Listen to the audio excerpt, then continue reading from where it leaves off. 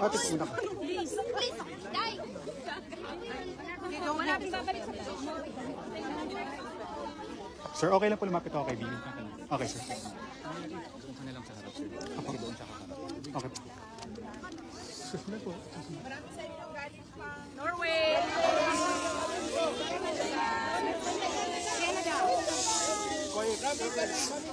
Oh, sige. sa iba't ibang bansa. Maraming salamat kasi nabiyahe pa kayo, nag-absent pa kayo. At madami kayong pinagliban na mga kailangan ninyong gawin para pumunta dito. So maraming salamat sa oras ninyo at sa pagpapakita ninyo ng suporta kay Pangulong Rodrigo Duterte. At yes, kakatapos lang ng aking pagbisita sa kanya. At okay naman siya, nagtatanong lang siya sa mga timelines kasi nga malapit na yung eleksyon at tinatanong niya kung ano ang nangyayari sa kampanya ng mga senador at tinanong niya kung papaano siya makakabalik dahil nga meron din siyang eleksyon sa Davao City. So yun yung napag-usapan kanina, yung kampanya at eleksyon na nangyayari sa ating bayan at nag-express din siya ng fears niya, apprehensions niya sa baka merong mangyaring dagdag bawas, yung mga ganon na mga usapan sa eleksyon, sa halalan. At okay naman siya. May rice na, may kanin na, lagi.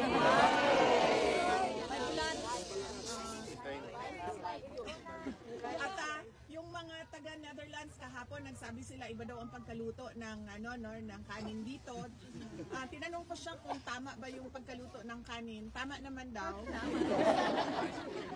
On that point, na-perfect na natin yung kanin, yung rice doon sa loob. At medyo mahina pa siya kumain kasi nga he's getting used to sa pagkain sa ulam kasi hindi Pilipino yung ulam pero meron ng rice at meron naman siyang access sa gatas at prutas, yun din yung hinihingi niya noon. So okay naman siya.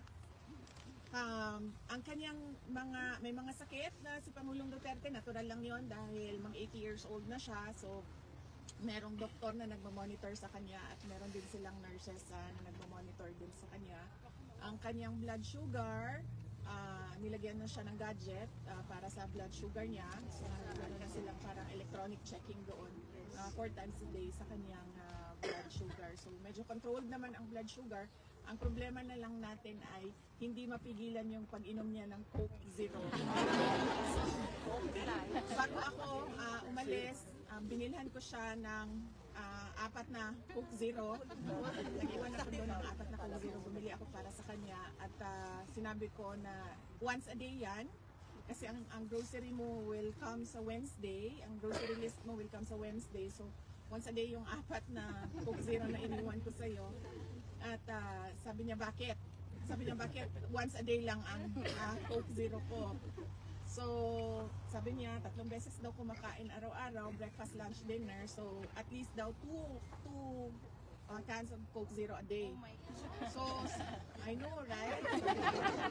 So, sabi ko sa kanya, okay, babalik naman kasi ako sa Monday kasi meron akong schedule sa'yo. So, 4 yan, gawin mo na lang 2 bukas, 2 sa Monday. And then, pagdating ko, bilhan na naman kita ng bagong stock mo ng Coke Zero. Yes, and then sabi niya wala namang problema sa Coke Zero kasi wala man itong sugar, so wala itong problema sa So, yes, I know. And then I said na, yes, it doesn't have sugar but it has sugar substitute, so we have a problem with carcinogens and then we will deal with cancer. Yeah. Sabi niya, I'll deal with cancer when it comes. I have diabetes, I'll deal with cancer when it comes. So, He's so brave.